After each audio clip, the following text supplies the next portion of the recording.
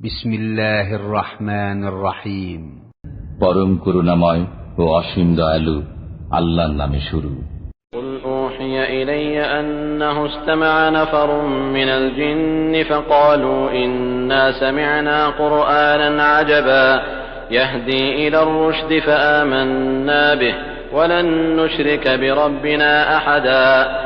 বলুন, আমার প্রতি ওহী নাজিল করা হয়েছে যে জিনদের একটি দল কোরআন শ্রবণ করেছে, অতঃপর তারা বলেছে, আমরা বিস্ময়কর কোরআন শ্রবণ করেছি, সৎ পথ প্রদর্শন করে, ফলে আমরা তাতে বিশ্বাস স্থাপন করেছি, আমরা কখনো আমাদের পালনকর্তার সাথে কাউকে শরীক করব না। وأنه تعالى جد ربنا ما اتخذ صاحبة ولا ولدا। এবং আরো বিশ্বাস করি যে আমাদের পালনকর্তার মহান মর্যাদা সবার ঊর্ধ্বে, তিনি কোনো পত্নী গ্রহণ করেননি এবং তার কোনো সন্তান নেই। وأنه كان يقول سفيهنا على الله شططا وأنا ظننا أن لن تقول الإنس والجن على الله كذبا وأنه كان رجال من الإنس يعوذون برجال من الجن فزادوهم رهقا। আমাদের মধ্যে নির্বোধেরা আল্লাহ সম্পর্কে বাড়াবাড়ি কথাবার্তা বলতো, অথচ আমরা মনে করতাম মানুষ ও জিন কখনো আল্লাহ সম্পর্কে মিথ্যা বলতে পারে না। অনেক মানুষ অনেক জিনের আশ্রয় নিত, ফলে তারা জিনদের আত্মম্ভরিতা বাড়িয়ে দিত। وأنهم ظنوا كما ظننتم أن لن يبعث الله أحدا وأنا لمسنا السماء فوجدناها ملئت حرسا شديدا وشهبا। তারা ধারণা করত যেমন তোমরা মানবেরা ধারণা করো যে মৃত্যুর পর আল্লাহ কখনো কাউকে পুনরুত্থিত করবেন না। আমরা আকাশ পর্যবেক্ষণ করছি, অতঃপর দেখতে পেয়েছি যে কঠোর প্রহরী ও উল্কাপিণ্ড দ্বারা আকাশ পরিপূর্ণ। আমরা আকাশের বিভিন্ন ঘাঁটিতে সংবাদ শ্রবণার্থে বসতাম। এখন কেউ সংবাদ শুনতে চাইলে সে জ্বলন্ত উল্কাপিণ্ডকে ওত পেতে থাকতে দেখবে। وأنا كنا نقعد منها مقاعد للسمع فمن يستمع الآن يجد له شهابا رصدا। আমরা জানি না পৃথিবীবাসীদের অমঙ্গল সাধন করা অভীষ্ট, না তাদের পালনকর্তা তাদের মঙ্গল সাধন করার ইচ্ছা রাখেন। আমাদের কেউ কেউ সৎ কর্মপরায়ণ এবং কেউ কেউ এরূপ নয়। আমরা ছিলাম বিভিন্ন পথে বিভক্ত।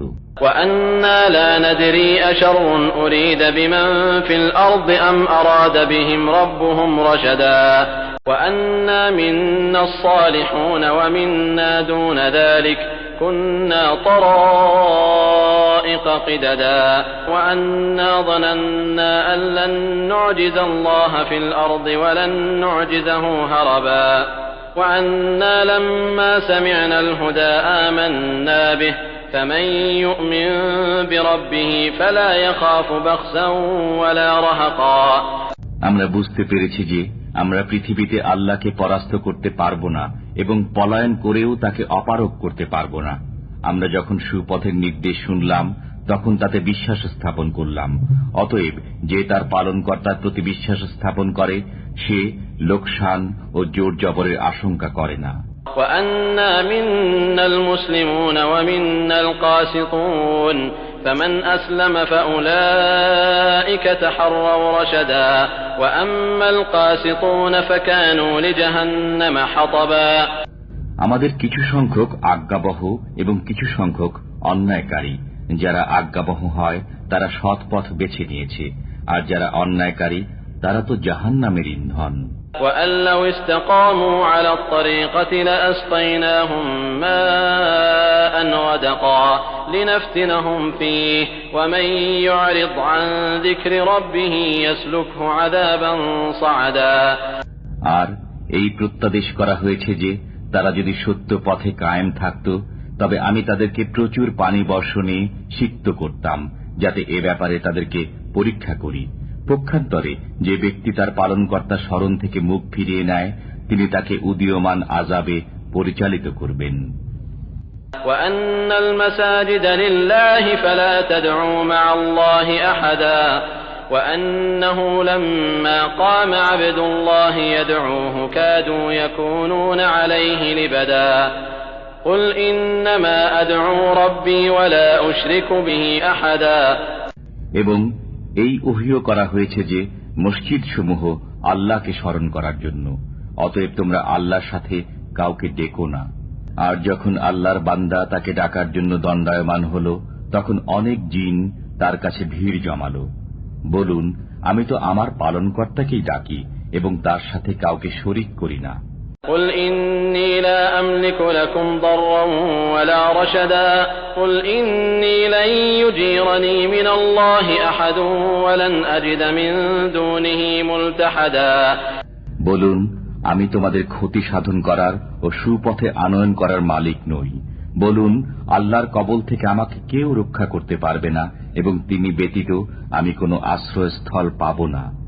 إلا بلاغا من الله ورسالاته ومن يعص الله ورسوله فإن له نار جهنم خالدين فيها أبدا। কিন্তু আল্লাহর বাণী পৌঁছানো ও তার পয়গাম প্রচার করাই আমার কাজ। যে আল্লাহ ও তার রসুলকে অমান্য করে তার জন্য রয়েছে জাহান্নামের অগ্নি, সেখানে তারা চিরকাল থাকবে। حتى إذا رأوا ما يوعدون فسيعلمون من أضعف ناصرا وأقل عددا। এমনকি যখন তারা প্রতিশ্রুত শাস্তি দেখতে পাবে, তখন তারা জানতে পারবে কার সাহায্যকারী দুর্বল এবং কার সংখ্যা কম। قل إن أدري أقريب ما توعدون أم يجعل له ربي أمدا। বলুন, আমি জানি না তোমাদের প্রতিশ্রুত বিষয় আসন্ন না আমার পালনকর্তা এর জন্য কোনো মেয়াদ স্থির করে রেখেছেন।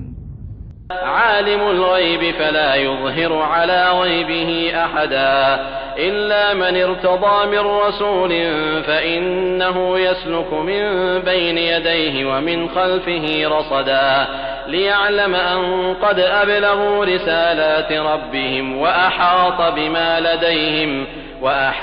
بما لديهم وأحصى كل شيء عددا। তিনি অদৃশ্যের জ্ঞানী, পরন্তু তিনি অদৃশ্য বিষয় কারো কাছে প্রকাশ করেন না তার মনোনীত রসুল ব্যতীত। তখন তিনি তার অগ্রে ও পশ্চাতে প্রহরী নিযুক্ত করেন, যাতে আল্লাহ জেনে নেন যে রসুলগণ তাদের পালনকর্তার পয়গাম পৌঁছেছেন কিনা। রসুলগণের কাছে যা আছে তা তার জ্ঞানগোচর, তিনি সবকিছুর সংখ্যার হিসাব রাখেন।